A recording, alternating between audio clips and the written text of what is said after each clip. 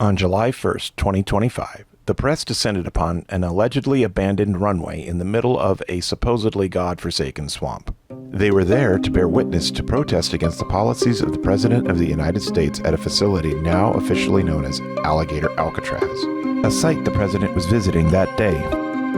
The location, almost exactly in the middle of a barely 100-mile-wide peninsula bookended by the tourist destinations of Naples to the west and Miami to the east, is far less remote than many in the press, especially those who haven't seen it, and the DeSantis administration claim.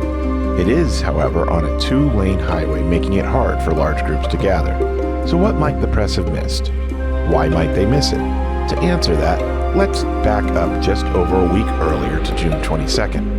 The Florida Attorney General announced the planned immigration detention center on the site that literally triggered the creation of the National Preserve System in the United States during a conflict over it beginning in 1968. 2 days after Alligator Alcatraz was announced, at least 400 protesters gathered outside the gates to demand the training airport not be converted into an ICE detention center. You can see the people gathered here, with the cops making sure they didn't try to enter.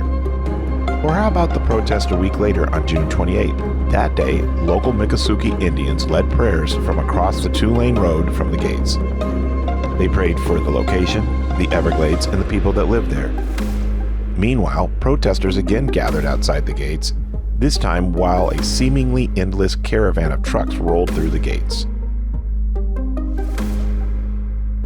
Again, the cops stood guard. Do you see the difference between June 28th and July 1st? The press descended upon the site on July 1st with such overwhelming numbers, it is impossible to imagine there being much space for protesters. So who exactly were they interviewing? How clear a picture were they able to get when they were surrounded not by protesters, counter-protesters, or even alligators, but their own colleagues and competitors? It is also worth noting that the Miccosukee asked protesters wanting to protect the environment to not join the circus at the gates on July 1st.